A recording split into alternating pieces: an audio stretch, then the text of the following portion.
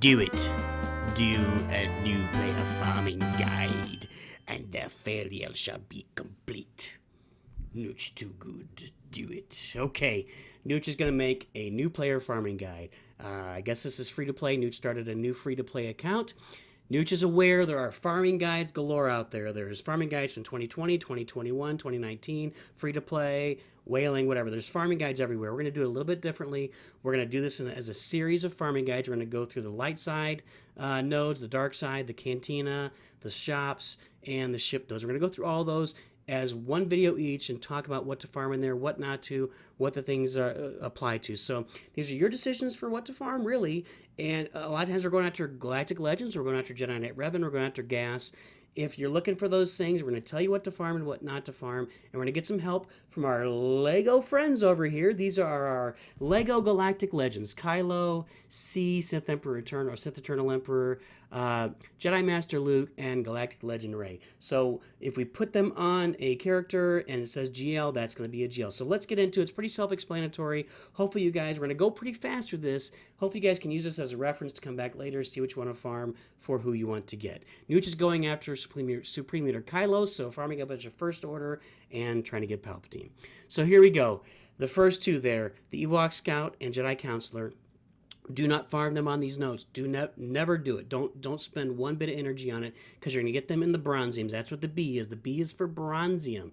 So you're going to get those characters, enough of them in the bronziums to have them maxed out probably within 3, 4, 5 months, whatever. And you don't even need them. They're not necessary for anything. Dooku is a very useful character. You should farm him in general, even if you're not going after GLC, a Sith Eternal Emperor, because he's required for Sith Eternal Emperor, but he's a good character to have. He's a very good early leader in the game for your first couple of months. He's a very good leader in Arena. He is also necessary for Geonosis territory battles. He's actually required for one of the battles in there. He is an important character to get Padme. You can use him, so you can use him for all those things. To get Padme, who unlocks gas. So you have a lot of reasons to farm Dooku. It's a very good farm here in the beginning.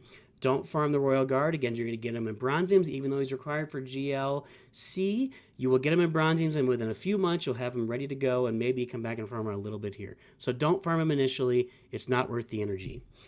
In Tier 2, you start off with Scavenger Rey. She's required for GL Rey, so if you're going for GL Rey, farm Scavenger Rey. She's also a fairly useful late-game character. You can pop her into Grand Arena sometimes.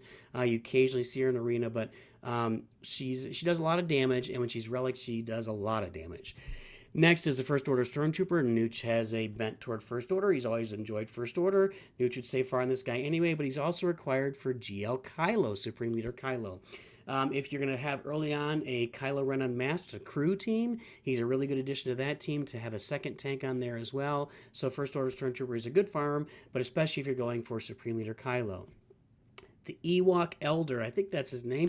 Nick, you can't remember.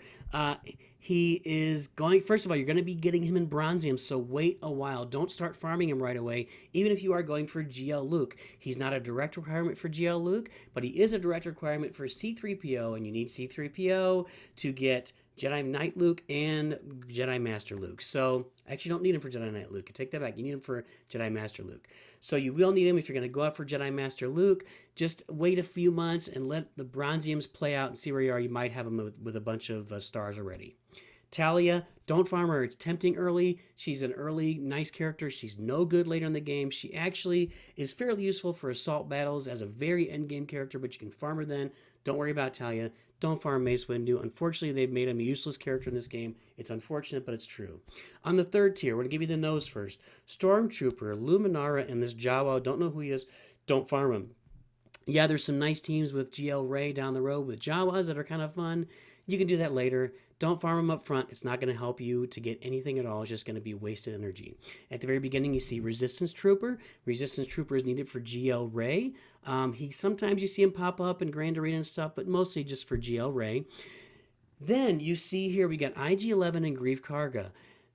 Nooch is speculating here. A couple of things. You see the 2 question mark is, do you want to farm them before they're available at 2 shards. And what NOOCH means by that right now is all these other characters, if they've been around for over a year, you're going to get 2 shards every time you hit them on a farm. You hit a farm, you get 2 resistance troopers. You hit 3 times, you get 6 resistance trooper shards. But if IG-11 and Greek Karga, they're new characters. So if you hit on them, you only get 1 shard at a time. So the farm is going to take twice as long. So that's something you got to consider. Do you want to do it before you can get 2, while you get 1? That's up to you. We're assuming, this is not official yet, but we're assuming that both of them will be required for a GL Mando or a GL Boba Fett or something. This next GL that's coming is probably going to require both of them. So that's why they would be needed. But just keep in mind, you're only going to get 1 shard at a time for them right now. In Tier 4, no to Tebow, no to Lobot, and no to IG-86. You don't need them for anything. Early in the game, Tebow was used for the Rancor. That's not necessary anymore. Just go get CLS and get them that way. Get your Jedi Knight Revan, whatever. Get some real characters, use them in the Rancor. Don't farm those guys. They're not worth the time. You don't need them. Tebow is not one of the Ewoks that you're going to use for a 3PO. You got another group of Ewoks to use for him. I guess you could farm him and use him, but there's other ones that are better. General Veers, prepare your men. General Veers, prepare your men. That's better. So he is required for C, for Sith Eternal Emperor. He's also a very good character, a very good mid and end game character. His Imperial Troopers, when you put those trooper teams together, boy, they can do some damage in Grand Arena. So he's just a good character to have all around, but he's required for C. Poggle is not required for any Galactic Legends at this point, but you're going to need him if you want to unlock, I believe, Padme, and that leads to gas. So if you're going to go the Padme gas path, you're going to need Poggle. Plus, he's a very good character to have on the Geonosian team. That's a very good endgame Grand Arena team. Rose. This is why NOOCH will never own GL Ray unless it just happens. NOOCH is not going to relic Rose, but if you want GL Ray, you have to relic Rose. She is one of the worst characters in the game, unfortunately, but that's just what you got there. That's it. Nose in the 5th tier. There's a couple of Tuskens and there's Lobot again. You don't need them for anything. One might think Tuskens would be required down the road, maybe for like a dark Anakin or something. But they're not required for anything right now, and Lobot is not there for anything at the moment either. There is Jedi Knight Anakin. He is a yes if you're looking to put together just... I'm not sure. I believe he's required for Padme, right? And that gets you gas. So you're going to be needed for that. He's just a really good Jedi character to have. He goes great on a Padme team. A very good endgame Padme team.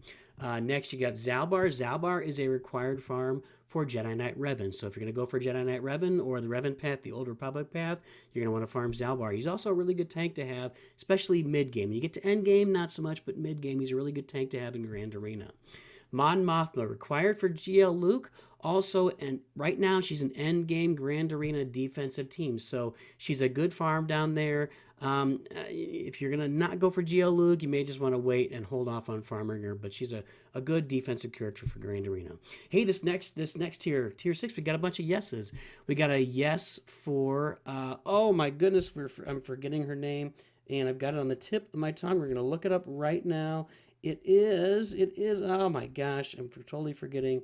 Her name is, oh, they didn't even show it. What's her name? Juhani. Sorry, guys, that was about a wasted 10 seconds. So Juhani, if you're going the Old Republic, you're going for Jedi Knight Revan and Darth Revan, you're going to need Juhani. The next 2 are required for Sith Eternal Emperor, and that is Admiral Piet and General Veers. Again, General Veers is a trooper leader as well.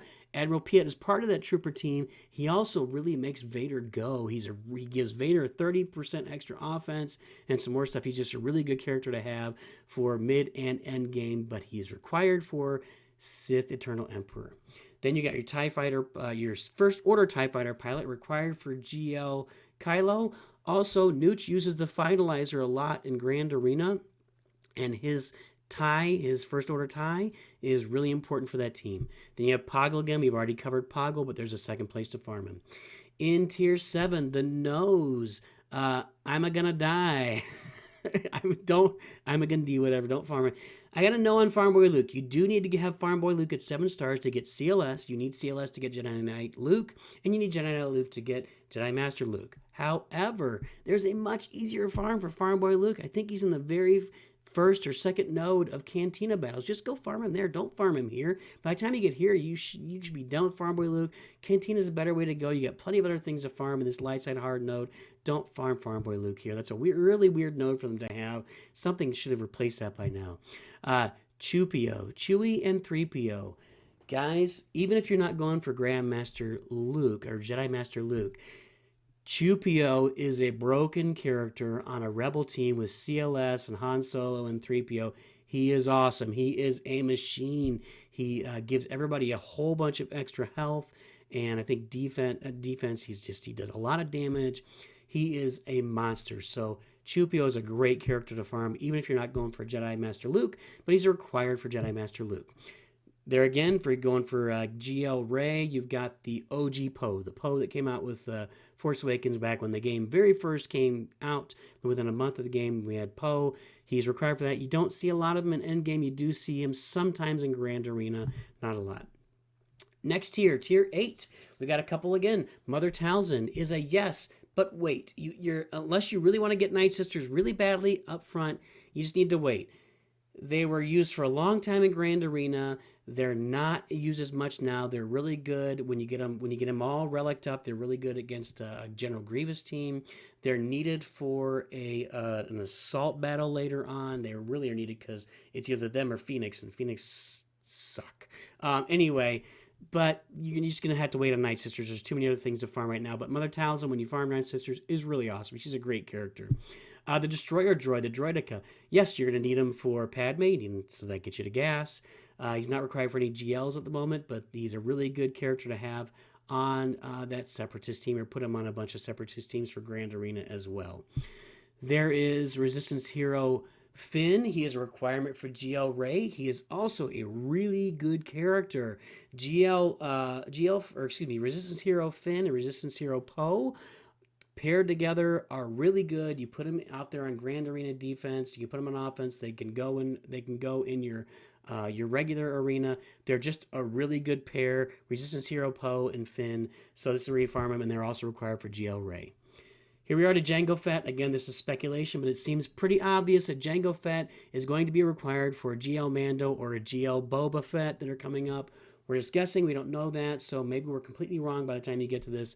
But Jango's a really good character to have anyway. He is a Separatist as well, so he can assist you in getting Padme. He's a really good high guy to have for Grand Arena, and just a lot of fun. I mean, Jango's just awesome, right? So he's a good character to have.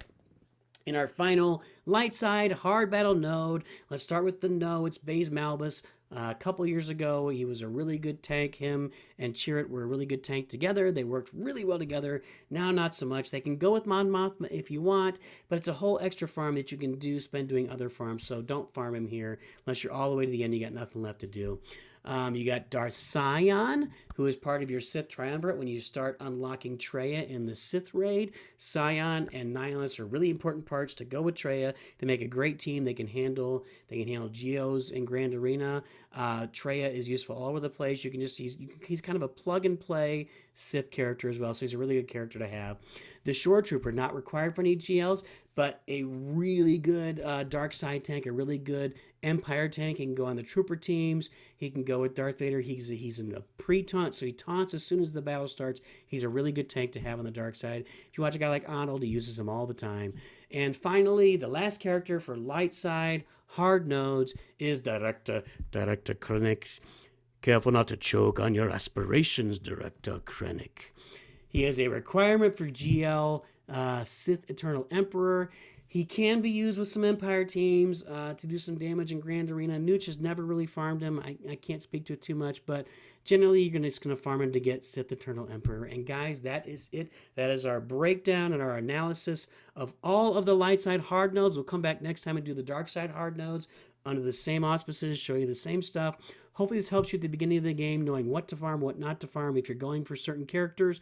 And while you're farming and looking for what to farm and pausing on certain parts of this video to see what you're going to go after, you always remember, NOOCH too good. Thanks for watching, and please like the video down below. You can also check out NOOCH's contributors up there. You can subscribe on Darth Vader over here, and you can watch more videos on this side. We'll see you next time.